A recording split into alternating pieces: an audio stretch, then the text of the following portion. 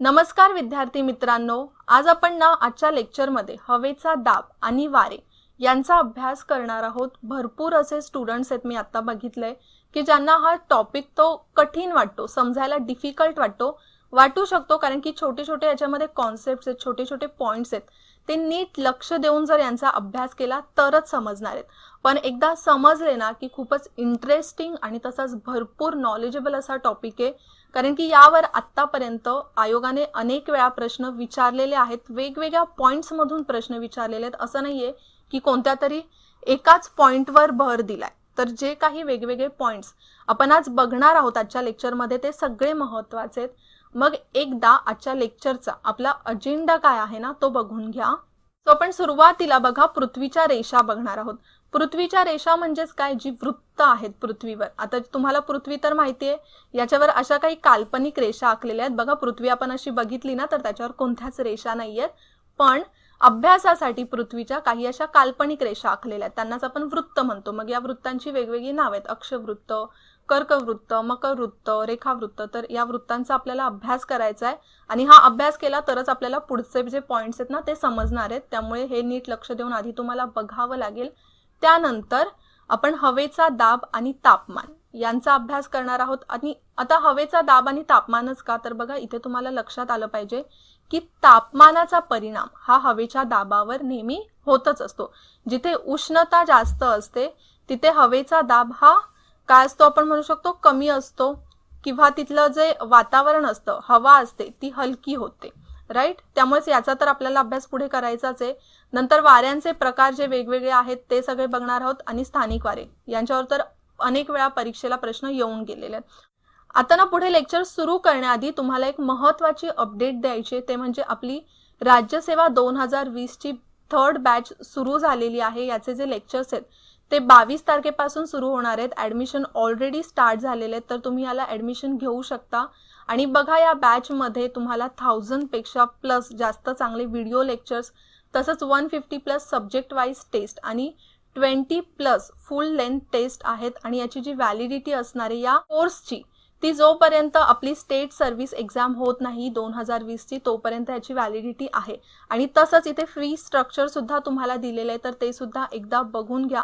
आणि तसंच यामध्ये डिस्काउंट सुद्धा आहे 16 ते 21 मे पर्यंत। बघा विजन 100 हे तुम्हाला कूपन कोड वापरावं लागणार आहे, आणि या कूपन कोडचा वापर केल्यानंतर तुम्हाला 1000 रुपीज डिस्काउंट मिळेल ऍडमिशन फी मध्ये, ठीक आहे। तर मग आता अजिबात वेळ न घालवता सुरुवात करूया आपण आपल्या लेक्चरला। सो बघा, लेक्चर सुरू करण्याआधी इथे मी एक प्रश्न घेतलाय, तर अशा पद्धतीचे प्रश्न परीक्षेला विचारले जातात। जर काही जणांना, आता मी हे जे लेक्चर आहे ना ते तुम्हाला सुरुवातीलाच जसं मी सांगितलं की असं शिकवणारे तुम्हाला काहीच इन्फॉर्मेशन नाहीये या बाबतीत। आता बऱ्याच जणांनी याचा ऑलरेडी अभ्यास केला पण असेल, बेसिक गोष्ट माहिती पण असेल, तर ज्यांनी ऑलरेडी माहिती आहेत या गोष्टी त्यांच्यासाठी हे एक रिव्हिजन आहे असं समजून घ्या। आणि ज्यांना नाही माहिती आहे त्यांनी नीट लक्ष देऊन बघा। तर बघा हा असा प्रश्न आहे, काय दिलाय की खालीलपैकी अयोग्य विधान निवडा। 3 सेंटेन्स दिलेले आहेत। उत्तर गोलार्धात विषुववृत्ताकडे येणारे वारे पृथ्वीच्या परिवलनामुळे पश्चिमेकडे वळतात। म्हणजेच बघा हे सेंटेन्सेस थोडेसे तुम्हाला वाचायला कठीण वाटू शकतात, पण आज एकदा लेक्चर तुम्हाला समजलं ना की अजिबात कठीण वाटणार नाहीये। नंतर गरजणारे 40, तर अशा प्रकारचे शब्द सुद्धा आपल्याला लेक्चरमध्ये बघायला मिळणार आहेत, खूपच मजा येणार आहे शिकताना। आणि हे दक्षिण गोलार्धात ध्रुवीय कमी दाबाच्या प्रदेशाकडून वाहतात। नंतर आहे विषुववृत्तीय कमी दाबाच्या पट्ट्याला विषुववृत्तीय शांत पट्टा असं सुद्धा म्हणतात। सो या प्रश्नाचं उत्तर आता आपण लेक्चरमध्येच बघूया। तर आता इथे बघा तुम्हाला या आकृतीमध्ये काय दिसतंय, तर हा आपला पृथ्वी गोल आहे, राईट। आता या पृथ्वी गोलामध्ये ना मध्ये तुम्हाला भरपूर अशा रेषा दिसत असतील। या ज्या आडव्या रेषा आहेत तशाच या उभ्या रेषा आहेत। तर या ज्या रेषा आहेत ना त्यांना म्हटलं जातं वृत्ते। काय आपण म्हणतो, वृत्ते। आता तुमच्यापैकी भरपूर जणांनी याचा अभ्यास केला असेल, आय नो, काही जणांना माहिती नसेल किंवा नीट समजत नसेल, तर ज्यांना समजत नाहीये त्यांच्यासाठी तर हे लेक्चर खूप महत्त्वाचं आहे। ऍटलीस्ट हा पॉइंट जो आपण शिकतोय ते खूप महत्त्वाचं आहे। पण बघा बाकीच्यांसाठी हे रिव्हिजन आहे असं समजून घ्या, कारण की पुढे सुद्धा समजायला आपल्याला हे समजणं आधी गरजेचं आहे, ठीक आहे। तर आता या वृत्तांमध्ये जे आपल्याला आडव्या लाईन्स दिसत आहेत ना, त्या आडव्या लाईन्सना म्हटलं जातं अक्षवृत्ते. काय म्हटलं जातं? अक्षवृत्ते. तर आपण इथे रेषाच म्हणूया, सारखं सारखं वृत्ते म्हणून कठीण नाही करायचं आपल्याला. तर या ज्या सगळ्या आडव्या रेषा त्या आहेत अक्षवृत्ते. उभ्या रेषांना आपण म्हणतो रेखावृत्ते. काय म्हणतो? तर रेखावृत्ते. राईट. आता यामध्ये ना अक्षवृत्तांमध्ये बघा तुम्हाला 0 डिग्रीला एक सर्वात मोठी पृथ्वीच्या मध्यभागी एकदम एक लाईन दिसते, एक रेषा दिसते किंवा एक अक्षवृत्त दिसतं. तर हे जे 0 डिग्रीचं अक्षवृत्त आहे त्याला आपण म्हणतो विषुववृत्त. काय म्हणतो? तर विषुववृत्त. आणि त्याचप्रमाणे आता हे सर्वात सेंटरला आहे आणि त्याचप्रमाणे बघा अजून तुम्हाला इथे सुद्धा दिसत असेल, एक मिनिट, इथे सुद्धा दिसत असेल ही जी रेड लाईन गेलेली दिसते तुम्हाला, राईट. ही रेड लाईन आहे 23.5 डिग्रीला. कितीला आहे? तर 23.5 डिग्री. इथे आहे ही 23.5 डिग्री दक्षिण आणि इथे आहे ही 23.5 डिग्री उत्तर, राईट. तर आता जेव्हा दक्षिणेला ही 23.5 डिग्रीला आहे ना तेव्हा आपण ह्याला म्हणतो मकर वृत्त. म्हणजे या अक्षवृत्ताला आपण 23.5 डिग्रीला काय ओळखतो दक्षिणेला? तर मकर वृत्त. आणि तिथेच उत्तरेला आपण ओळखतो याला कर्कवृत्त. ओके. तर तुम्हाला जर यात काही कन्फ्युजन होत असेल तर आताच इथे क्लिअर करून घ्या. बघा सगळं मी नीट समजवते कारण की पुढे आपल्याला हे खूप महत्वाचं आहे. आणि तेच पुढे अजून आपल्याला इथे एक रेड लाईन दिसते. तर इथे ही आहे 66.5 डिग्रीला दक्षिणेला आणि इथे वरती जी आपल्याला दिसते ती सुद्धा आहे 66.5 डिग्री उत्तरेला. ठीक आहे. तर आता इथे जेव्हा दक्षिणेला आहे तेव्हा आपण त्याला म्हणतो अंटार्क्टिक वृत्त आणि जेव्हा ही उत्तरेला आहे तेव्हा आपण त्याला म्हणतो आर्टिक वृत्त. ओके. तर इथे वृत्त समजलेली आहेत आणि रेखावृत्त आहेत. रेखावृत्त तर ज्या उभ्या रेषा आहेत त्यांना आपण काय म्हणून ओळखतो? तर रेखावृत्त. रेखावृत्त कसं आहे? तर 0 डिग्री पासून तर ते इथे 180 डिग्री पर्यंत रेखावृत्त मोजलं जातं. आता मला फक्त इथे एका प्रश्नाचं उत्तर द्या की प्रत्येक रेखावृत्तामध्ये किती मिनिट्सचा फरक असतो? कारण की त्यावरच आपलं जे टायमिंग आहे प्रत्येक ठिकाणचं ते ठरवलं जातं, राईट. तर मग प्रत्येक रेखावृत्तामध्ये असा किती फरक असतो ते मला कमेंटमध्ये सांगा. हा आजच्या लेक्चरमधून तुमच्यासाठी प्रश्न आहे. आता आपण बघा पुढे वळूया. तर बघा इथे तुम्हाला या छोट्याशा आकृतीमध्ये दिसलंच असेल. तर इथे ना विषुववृत्ताचा जो आसपासचा प्रदेश असतो ना त्याला आपण म्हणतो तो प्रदेश येतो उष्ण कटिबंधात. ओके. त्यानंतर हा जो प्रदेश आहे तो येतो समशीतोष्ण कटिबंधात आणि खाली जो आपल्याला अंटार्क्टिक किंवा आर्टिकच्या इथे दिसतो तो आहे शीत कटिबंधामध्ये. आता हे जे सगळे प्रकार आहेत ना ते कशावरून पडतात? तर ते तापमानावर आणि हवेच्या दाबावर डिपेंड असतात. कशावर? तर तापमानावर आणि हवेच्या दाबावर. आता इथे एक मोठा प्रश्न तुम्हाला पडला असेल की भारत कुठे आहे इथे? तर बघा भारत इथे आहे आणि भारत कोणत्या गोलार्धात आहे हे सुद्धा तुम्हाला माहिती असेल. तर भारत आपला उत्तर गोलार्धात आहे, राईट. बघा विषुववृत्त इथे आहे आणि आपण कुठे आहोत? तर उत्तर गोलार्धात आहोत, राईट ना. तर मग आता इथे जेव्हा आपण तापमान आणि हवेच्या दाबाचा विचार करतो तर इथे कोणकोणत्या गोष्टींचा फरक पडतो? तर सर्वात आधी बघा जेव्हा आपण पृथ्वीवर सूर्यप्रकाश पडतो असं म्हणतो ना, काय पडतो? सूर्यप्रकाश पडतो. तर पृथ्वीच्या प्रत्येक भागामध्ये समान सूर्यप्रकाश पडतो का? तर नाही पडत. कारण की बघा विषुववृत्तावर जर आपण इथे बघितलं तर विषुववृत्तावर जेव्हा सूर्यप्रकाश पडतो ना तर तो एकदम लंब रूपामध्ये पडतो, राईट. काटकोनामध्ये पडतो लंब रूपात. त्यामुळे जास्तीत जास्त उष्णता आपल्याला विषुववृत्तामध्ये आढळलेली दिसते किंवा उष्णतेचं जे प्रमाण आहे किंवा सूर्यप्रकाश सर्वात जास्त कुठे असतो? तर विषुववृत्तावर. आणि जसं आपण मकर वृत्ताकडे जाऊ, कर्कवृत्ताकडे जाऊ किंवा नंतर पुढे आपण आर्टिक वृत्ताकडे जाऊ आणि अंटार्क्टिक वृत्ताकडे जाऊ तर तिथे हळूहळू जे सूर्यप्रकाश आहेत किंवा सूर्यकिरणे आहेत ना ती तिरकस पडत जातात आणि तिरकस पडत जातात त्यामुळेच काय तिथे जे तापमान आहे तिकडचं ते सुद्धा कमी दिसून येतं. बघा कारण की आपण जेव्हा इथे म्हणतो की हे दक्षिण ध्रुव आहे, उत्तर ध्रुव आहे, इथे आपल्याला बर्फ आढळतो. बर्फ का आढळतो? तिथे नेहमी थंडी असते. का असं होतं? कारण की तिथे सूर्यप्रकाश आहेत ना ते तिरकस पडतात आणि इनफॅक्ट कमी पडतात आणि कमी पडल्यामुळे तिथे तापमान जे आहे ना ते कमी राहतं. मग आता तुम्हाला इथे प्रश्न पडला असेल सगळ्यांनाच की हवेचा दाबाचा इथे काय संबंध आहे? आपण का अभ्यास करतो याचा? तर बघा कारण बाळांनो तापमान म्हणजे टेम्परेचर आणि हवेचा दाब याचा अभ्यास तुम्ही सायन्समध्ये पण तर केला असेल. यांचा तर डायरेक्ट संबंध आहे, राईट. हे तर तुम्हाला माहितीच आहे. आता तुम्ही हॉट एअर बलून पाहिलंच असेल टीव्हीला वगैरे किंवा कुठे पाहिलं असेल किंवा आता हल्ली नवीन कंदील्स पण येतात ज्यामध्ये बघा कंदीलमध्ये मेणबत्ती लावून ते हवेत सोडले जातात. म्हणजेच काय त्या हॉट एअर बलून मध्ये एक अशी आग सोडली जाते आणि ती आग वाढवत नेतात. आणि ती आग वाढवल्यामुळे काय होते की त्या बलून मधलं जे हवेचं तापमान आहे ते वाढत जातं आणि तापमान वाढल्यामुळे ती हवा हलकी होते आणि प्रसरण पावते आणि म्हणूनच काय होतं की आता हवेचं तापमान म्हणजे बलूनच्या आतलं तर हवेचं टेम्परेचर वाढलेलं आहे आणि ती हलकी सुद्धा झाली आहे, पण बलूनच्या बाहेर तरी हवा थंड आहे आणि तिचं जे वजन आहे ते तसंच आहे, राईट. आणि म्हणूनच ते बलून हळूहळू वर जातं. इनफॅक्ट जे आपण कंदील बघतो ज्याच्यामध्ये मेणबत्ती लावून ते वर सोडलं जातं, त्याचं पण सेम सायन्स आहे. त्याच्यामधली जी हवा आहे ती तापते, तिचं प्रसरण होतं, हलकी होते आणि मग ती हवा हलकी झाल्यामुळे वर जाते आणि त्यामुळेच ते बलून सुद्धा वर जातं. मग यामुळे आता इथे आपल्याला काय समजतंय की जशी हवा हलकी होते तशी ती पृष्ठभागावरून वर उचलली जाते, म्हणजे ती काय जाते, आकाशाकडे जाते आणि जी वरची हवा असते ती खाली पृष्ठभागावर येते, राईट. तर याचा डिरेक्ट संबंध आपला कशाशी आहे तर तापमानाशी, राईट. आणि तेच आता आपल्याला या आकृतीमध्ये शिकायचंय. बघा, जेव्हा आपण विषुववृत्त बोलतो इथे आपल्याला माहिती आहे सगळ्यांना 0 डिग्रीला विषुववृत्त आहे, राईट. आणि सूर्याचा आत्ताच आपण एक आकृती बघितली त्याच्यामध्ये बघितलं की विषुववृत्तावर जे सूर्यकिरण आहेत ते लंबरूप पडतात आणि त्यामुळेच विषुववृत्ताचं टेम्परेचर हे नेहमी जास्त असतं आणि त्यामुळे तिथली हवा सुद्धा हलकी असते. आणि मग या तापमानामुळे काय झालेलं आहे तर असे वेगवेगळे पट्टे निर्माण झालेले आहेत किंवा हवेच्या दाबाचं जे वितरण आहे ते पूर्ण पृथ्वीवर असं वेगवेगळ्या पट्ट्यांमध्ये डिस्ट्रीब्युशन झालेलं आहे. तर तिथेच विषुववृत्तावर 5 डिग्री खाली आणि 5 डिग्री वर, म्हणजेच 5 डिग्री उत्तरेला आणि 5 डिग्री दक्षिणेला असा एक कमी दाबाचा पट्टा तयार झालेला आहे आणि त्या पट्ट्याला आपण म्हणतो विषुववृत्तीय कमी दाबाचा पट्टा. ओके. त्याचप्रमाणे अजून 3 प्रकारचे पट्टे तयार झालेले आहेत, पण ते तीनही पट्टे वेगवेगळ्या भागांमध्ये विभागलेले आहेत.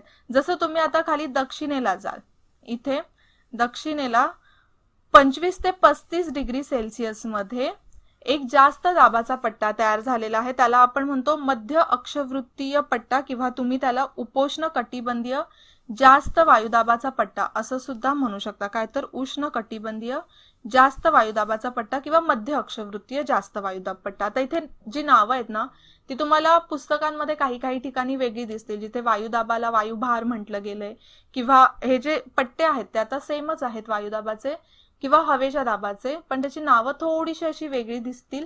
पण थोडंसं लक्षात ठेवा, एक्झामला काही विचारलं गेलं तर तुम्हाला ते आलं पाहिजे. सेम जसं इथे आपण आता साऊथला बघितलं, दक्षिणेला बघितलं, त्याचप्रमाणे उत्तरेला हा पट्टा तयार होतो 25 ते 35 डिग्री सेल्सिअस मध्ये. त्याला सुद्धा आपण काय म्हणतो तर उपोष्ण कटिबंधीय जास्त वायुदाब पट्टे. आता या वायुदाबावर किंवा या पट्ट्यांवर हे पट्टे जे निर्माण होतात ते फक्त तापमानामुळे नाही तर पृथ्वीच्या परिवलन गतीमुळे सुद्धा तयार होतात. पृथ्वीची परिवलन गती मध्यभागी वेगळी असते आणि जे कॉर्नर्स जसं आपण मध्यभागापासून विषुववृत्तापासून लांब जाऊ तशी तशी ती वेगळी होत जाते, राईट. आणि सूर्यकिरण ऑब्व्हियसली आपल्याला माहिती आहे तिरकस होत जातात, त्यामुळे सूर्यप्रकाश सुद्धा कमी कमी होत जातो. ओके. आणि त्यामुळे काय होतं, आता इथे आहे ना जी थंड हवा आहे पृथ्वीच्या परिवलनामुळे ती इथे गोळा होते आणि इथे जास्त दाबाचा पट्टा तयार झालेला आहे. पुढे मग पुन्हा 55 ते 65 डिग्रीला उत्तरेला पण आणि दक्षिणेला पण 55 ते 65 डिग्री. आता तुम्हाला आकृती थोडी किचकट वाटत असेल, तुम्हाला पुढे मी अजून प्रॉपर जी आकृती आहे ती दाखवेल, पण इथे समजायला फक्त आपल्याला हे ड्रॉ तर केलंच पाहिजे ना. मग आता इथे जो पट्टा तयार झालाय ना तो पुन्हा इथे कमी दाबाचा पट्टा तयार झालेला आहे. ओके. आता इथे कमी दाबाचा पट्टा आपण बघितला, इथे पुन्हा जास्त दाबाचा पट्टा, राईट. आणि इथे आता पुन्हा आलो आपण कमी दाबाच्या पट्ट्याकडे, ठीक आहे. आणि पुन्हा जेव्हा आपण ध्रुवाकडे जातो, हा ध्रुवाचा भाग आहे, राईट. तर इथे 90 डिग्री दक्षिणेला आणि 90 डिग्री उत्तरेला इथे ध्रुवीय जास्त दाबाचा पट्टा तयार होतो. आता इथे तर तुम्हाला समजलंच असेल ना की जास्त दाबाचा पट्टा का तयार होतो. एकतर परिवलन गती इथे स्लो असते आणि प्लस इथे जे आपली सूर्यप्रकाश आहेत ते सुद्धा तिरकस जातात आणि खूप कमी सूर्यप्रकाश इथे पडतो. सूर्याची किरण ही तिरकस गेलेली असतात. मग बाळांनो, तुम्हाला परिवलन गती तर सगळ्यांना माहिती आहे ना. पृथ्वी जेव्हा स्वतः भोवती फिरते त्याला आपण काय म्हणतो तर परिवलन गती, राईट. तर हे थोडंसं लक्षात ठेवा. परिवलन गतीचा सुद्धा हवेच्या दाबावर परिणाम पडतो. ठीक आहे, तर आता हे झाले वायुदाब पट्टे तयार. आता या वायुदाब पट्ट्यांमुळेच काय होतंय तर पृथ्वीवर वेगवेगळ्या ठिकाणी वेगवेगळे वारे वाहतात आणि हे वारे जगामध्ये सगळीकडे पावसासाठी किंवा मान्सूनसाठी कारणीभूत असतात किंवा मान्सूनसाठी कारणीभूत असतात. पण आपल्याला मान्सून पूर्ण पाहायचं नाहीये, आपल्याला हे जे वारे आहेत ना ते कुठून कसे वाहतात ते थोडंसं समजून घ्यायचंय. तर बघा या आकृतीमध्ये आता जे मी तुम्हाला शिकवलं ते तर सगळं आहेच, राईट. पण त्याचबरोबर आता इथे वारे सुद्धा दिलेले आहेत, वाऱ्यांच्या दिशा सुद्धा दिलेल्या आहेत. तर ते थोडंसं समजून घेऊया. सो बघा, आधी जर तुम्ही वारे बघाल ना तर वाऱ्यांची दिशा सारखीच असते, एकतर ती वर जाते किंवा ती खाली जाते. पण परिवलन गतीमुळे काय होतं, जेव्हा वारे उत्तरेकडून दक्षिणेकडे येतात तेव्हा ते तिरकस होतात आणि ते इथे साऊथ वेस्टला जातात. आता पाहिजे तर तुम्हाला आपण दिशांची एक आकृती काढून घेऊया, कारण की मला सुद्धा दिशांमध्ये बऱ्याच वेळा कन्फ्युजन होतं. ठीक आहे, तर हे तर आपल्याला माहिती आहे, north, south, east, west, right. आता या दिशांमध्ये मी कशा या दिशा लक्षात ठेवते, तर आपल्याकडे ईशान्येकडे 7 सिस्टर्स आहेत म्हणून हा झाला ईशान्येचा भाग म्हणजे नॉर्थ ईस्ट, राईट. आणि तसंच भारतामध्ये पाऊस कोणत्या वाऱ्यांमुळे पडतो तर नैऋत्य मान्सून वाऱ्यांमुळे, म्हणजेच हे झालं साऊथ वेस्ट. आणि तसंच मी अजून एक लक्षात ठेवलंय ते म्हणजे अफगाणिस्तान आपल्या देशाच्या वायव्य दिशेला आहे, म्हणजेच ही झाली वायव्य दिशा, राहिलेली कोणती तर आग्नेय दिशा. मला खूप कन्फ्युजन होतं मराठीमध्ये आपण करताना, तुमच्यापैकी बऱ्याच जणांना होत असेल म्हणून मी इथे दिलेलं आहे. ठीक आहे, तुम्ही पण अशाच पद्धतीने थोडंसं लक्षात ठेवायचं ट्राय करा आणि इंग्लिशमध्ये तर नॉर्मली आपल्याला लक्षात राहतच. सो बघा, हे जे वारे आपल्याला अभ्यासायचे आहेत ना यांना आपण म्हणतो ग्रहीय वारे. ग्रहीय वारे म्हणजेच काय तर भूपृष्ठावर वर्षभर जास्त वायुभार प्रदेशाकडून, आता आपण बघितलेलं आहे जास्त हवेचा दाब कुठे असतो, कमी हवेचा दाब कुठे असतो, तर जे जास्त हवेचे दाब असलेले प्रदेश आहेत किंवा जे पट्टे आहेत आपण म्हणूया, राईट. तर तिथून कमी वायुदाब असलेल्या प्रदेशांकडे जे वारे वाहतात त्यांना आपण ग्रहीय वारे म्हणतो. ग्रहीय वाऱ्यांना ना नियमित वारे असं सुद्धा म्हटलं जातं, तर हे सुद्धा थोडंसं लक्षात ठेवा. मग आता या ग्रहीय वाऱ्यांमध्ये ना 3 प्रकारचे वारे आहेत, पूर्वीय वारे, पश्चिमी वारे आणि ध्रुवीय वारे. इथे पूर्वीय वाऱ्यांना तुम्ही व्यापारी वारे सुद्धा म्हणू शकता, पश्चिमी वाऱ्यांना प्रतिव्यापारी वारे सुद्धा म्हणू शकता. ठीक आहे, आता हे व्यापारी वारे का मी इथे सांगितलं कारण की एक्झामला याच्यावर प्रश्न विचारला गेलेला आहे ऑलरेडी. सो बघा, इथे जेव्हा मध्य अक्षवृत्तीय जास्त दाब पट्ट्याकडून जेव्हा विषुववृत्तीय कमी दाब पट्ट्याकडे वारे वाहतात, जसं आता मी तुम्हाला सांगितलं जेव्हा वारे वाहतात तेव्हा ते सरळ दिशेतच वारे वाहत असतात, पण परिवलन गतीमुळे पृथ्वीच्या त्यांची दिशा थोडीशी चेंज होते आणि म्हणूनच हे वारे आहेत ते आग्नेयकडून वायव्य दिशेला वाहत आहेत. ठीक आहे, हे काय होत आहेत तर आग्नेयकडून वायव्य दिशेला वाहत आहेत. ओके, त्यांची काय होते तर दिशा चेंज होते आणि ते कुठे जात आहेत तर विषुववृत्तीय कमी दाब पट्ट्याकडून. सेम तसंच आपण म्हणू शकतो उत्तरेकडून म्हणजे नॉर्थ कडून जेव्हा या जास्त दाब पट्ट्याकडून ईशान्यकडून नैऋत्यकडे वारे वाहतात, तर हे सगळे जे आहेत ते आहेत पूर्वीय वारे.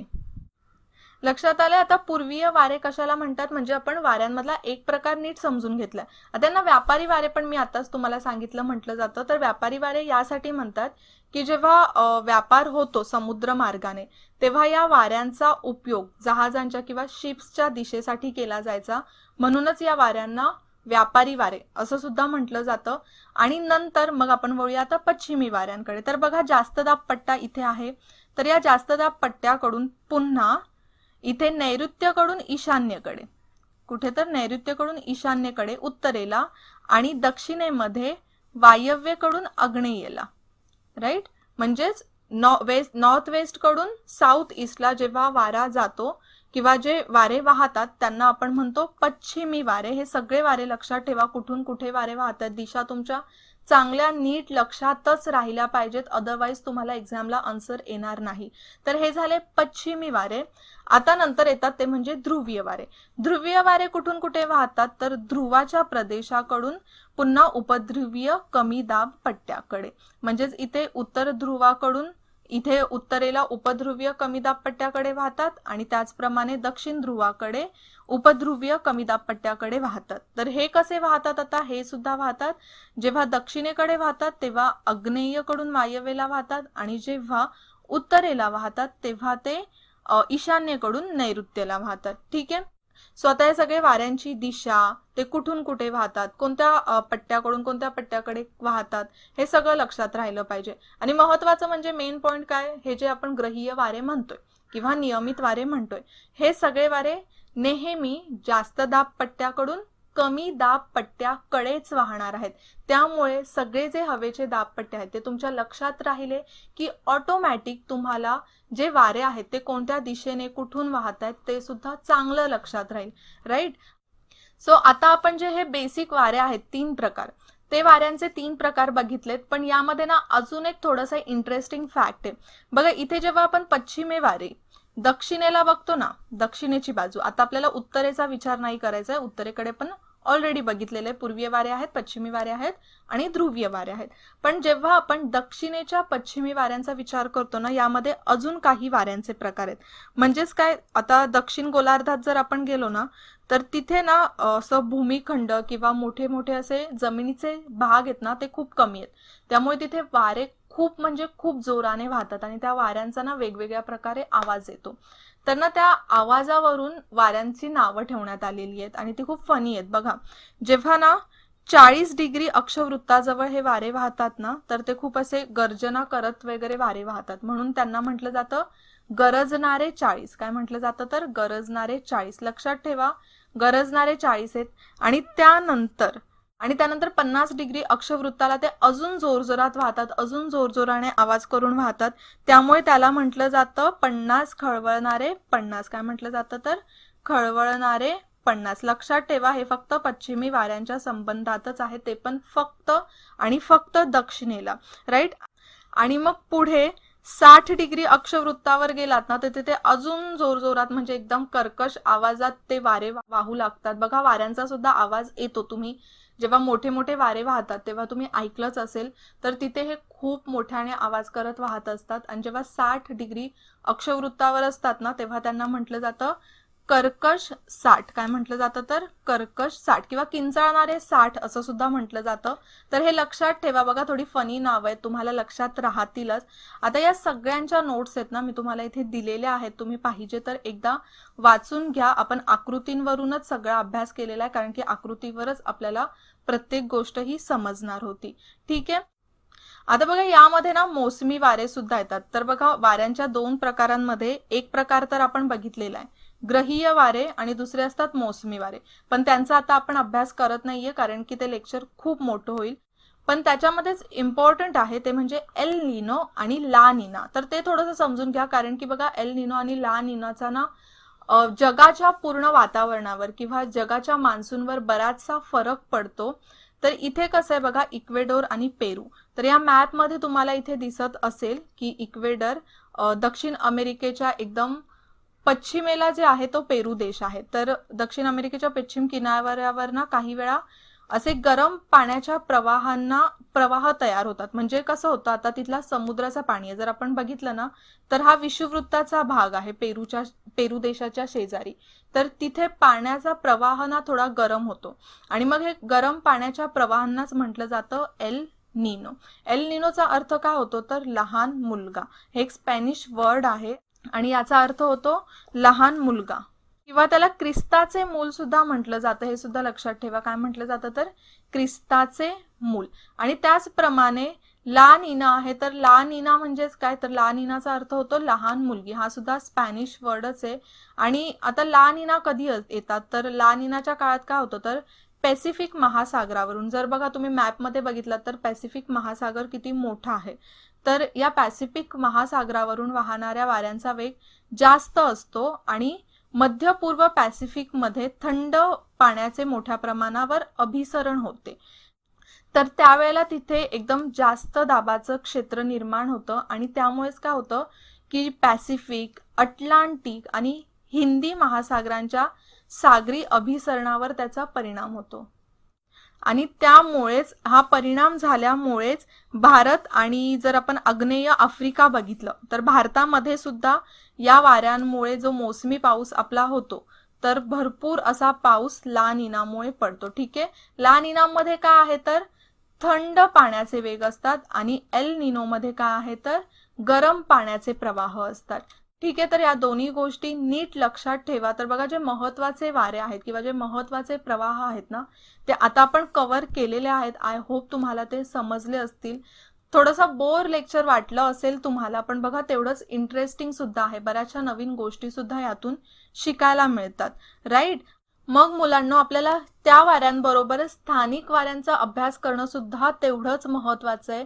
जसं मी तुम्हाला सुरुवातीलाच सांगितलेलं, एक्झाम मध्ये या आधी स्थानिक वाऱ्यांवर जोड्या लावांमध्ये प्रश्न येऊन गेले होते. ओके, सो आता आपण स्थानिक वारे जे काही महत्वाचे वारे आहेत ते बघून घेऊया. तर बघा, लू तर तुम्ही भरपूर वेळा ऐकलं असेल. हे आपल्या भारतातच वाहणारे वारे आहेत. थरच्या वाळवंटामध्ये वाहणारे हे वारे आहेत.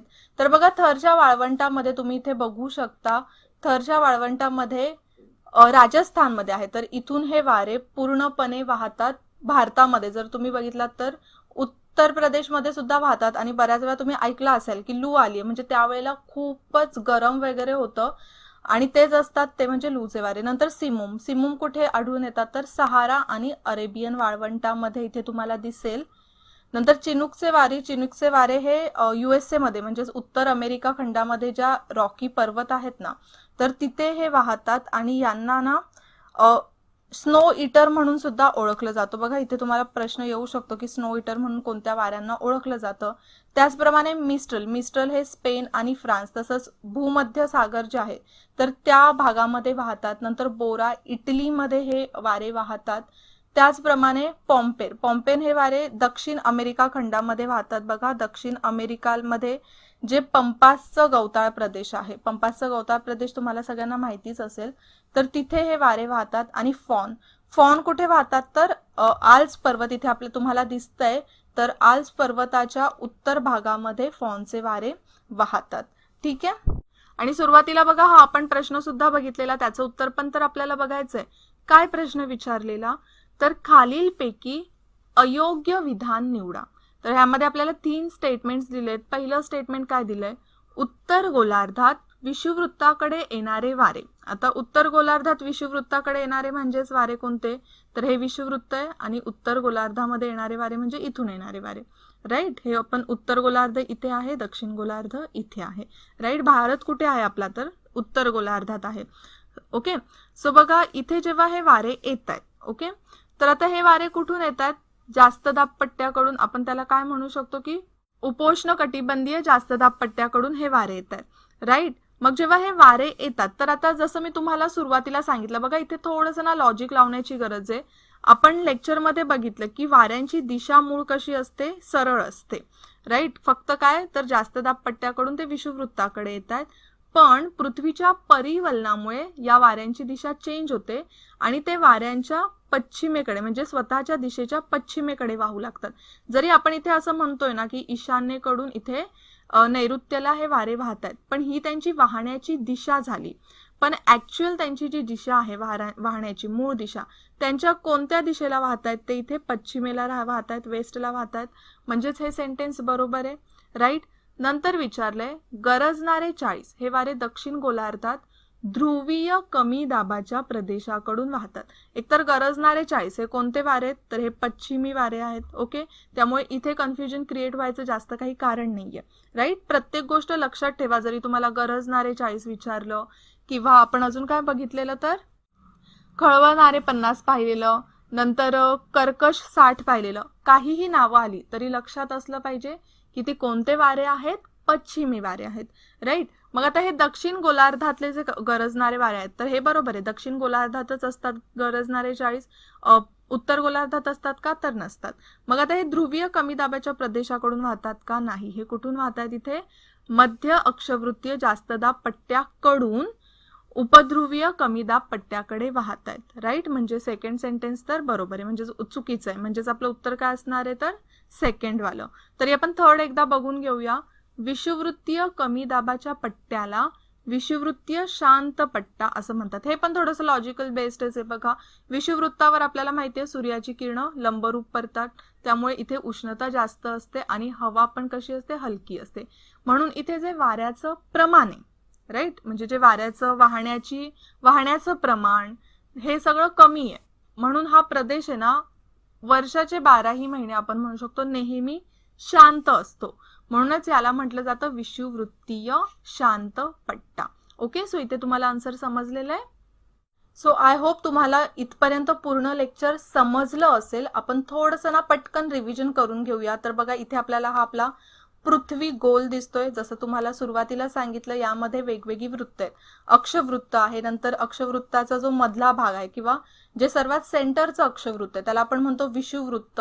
त्यानंतर मकरवृत्त, कर्कवृत्त, या सगळ्यांचा आपण अभ्यास केला.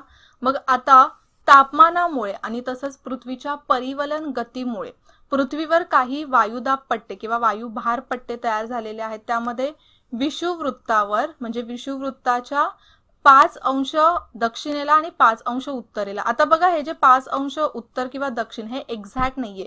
हे 5 अंश ते 7 अंश सुद्धा होऊ शकतं, तर हे सुद्धा लक्षात ठेवा. तर इथे विषुववृत्ताजवळ विषुववृत्तीय कमी दाब पट्टा तयार झालेला आहे. नंतर उत्तरेला आणि दक्षिणेला 25 ते 35 अंश डिग्रीला मध्य अक्षवृत्तीय जास्त दाब पट्टा तयार झालेला आहे. नंतर पुढे आपण गेलो 55 डिग्री आणि 65 डिग्री मध्ये उत्तरेला आणि दक्षिणेला एकूण किती दाबपट्टे आहेत? हे तर 4 वायुदाब पट्टे आहेत. तर हे आहेत ते म्हणजे उपध्रुवीय कमी दाब पट्टा आणि ध्रुवाकडे जे आहेत त्यांना आपण म्हणतो ध्रुवीय जास्त दाबाचे पट्टे. ओके, तर याच्यामध्ये बघा विषुववृत्तीय जे आहे ते कमी दाबाचा पट्टा आहे. त्यानंतर इथे 25 ते 35 अंश डिग्रीला आपल्याला जास्त दाबाचे पट्टे दिसतात. पुन्हा इथे आपल्याला कमी दाबाचे पट्टे दिसून आलेले आहेत. ओके, मग त्याच्यामध्ये आपण काही जे आपले ग्रहीय वारे आहेत तर त्या ग्रहीय वाऱ्यांचा अभ्यास केला. आणि ग्रहीय वाऱ्यांमध्ये आपण 3 महत्वाचे वारे बघितले: पूर्वीय वारे, त्यानंतर पश्चिमी वारे आणि तसंच ध्रुवीय वारे. तर यांचा आता आपण सगळा नीट अभ्यास केला आहे. कोणते वारे कुठून वाहतात आणि वाऱ्यांची दिशा कशी असते ते पण बघितले. वाऱ्यांची दिशा स्ट्रेटच असते, एकतर ते उत्तरेला जात असतात किंवा दक्षिणेला जात असतात, पण पृथ्वीच्या परिवलन गतीमुळे त्यांची दिशा ही थोडी चेंज होते.